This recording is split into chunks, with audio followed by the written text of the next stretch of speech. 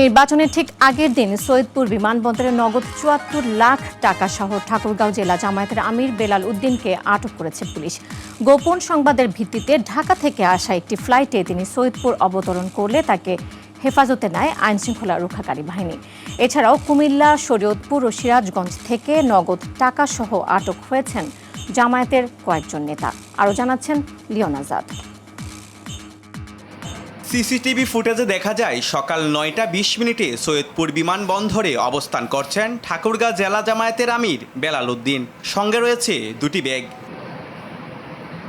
তার কাছে থাকা ব্যাগে বিপুল পরিমাণ টাকা আছে এমন সংবাদের ভিত্তিতে বিমানবন্দর থেকে তাকে হেফাজতে নেয় নীলফামারী জেলা পুলিশ। পরে তল্লাশি করে উদ্ধার করা হয় ৭৪ লাখ টাকা। কি করেন আপনি?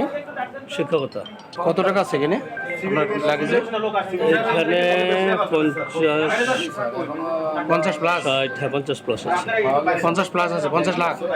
জিজ্ঞাসাবাদকালে এক পর্যায়ে বেলাল উদ্দিন অসুস্থ হয়ে পড়েন। শুরুতে তাকে সৈয়দপুর ১০০ শয্যা হাসপাতালে এবং পরে রংপুর মেডিকেলের সিসিইউতে নেওয়া হয়।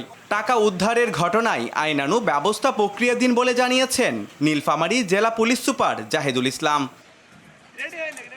তবে জরুরি সংবাদ সম্মেলনে টাকা উদ্ধারের ঘটনাকে সম্পূর্ণ উদ্দেশ্য প্রণোদিত নাটক বলে দাবি করেছেন জামায়াতের সহকারী সেক্রেটারি জেনারেল এহসানুল মাহবুব জুবায়ের। এয়ারপোর্টের মতো একটা রেস্ট্রিক্টেড এরিয়াতে যেখানে খুবই লিমিটেড মানুষের চলাফেরা, সেখানে একটা নাটক সাজানো হয়েছে যে তিনি এই টাকা নিয়ে যাচ্ছেন এবং এটার বিভিন্ন অর্থ করার জন্য বিভিন্ন ধরনের বলা হচ্ছে নিউজ করা হচ্ছে।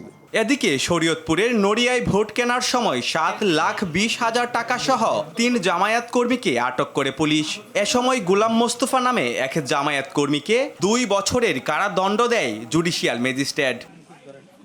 এছাড়াও দুপুরে কুমিল্লার মুরাদনগরে ২ লাখ টাকা সহ হাবিবুর রহমান হেলালি নামে এক জামায়াত নেতাকে আটক করে পুলিশে দিয়েছেন স্থানীয়রা। পাশাপাশি সিরাজগঞ্জে ৭১,০০০ টাকা সহ জনতার হাতে আটক হয়েছেন স্থানীয় জামায়াত নেতা মুস্তাক সরকার। জামায়াতের বাইরেও ভোরে চট্টগ্রাম ১৪ আসনের চন্দনাইশ থেকে নগদ ১০,৪৯,০০০ টাকা ও একটি মাইক্রোবাস সহ ৩ জনকে আটক করেছে সেনাবাহিনী। লিওন আজাদ, RTV।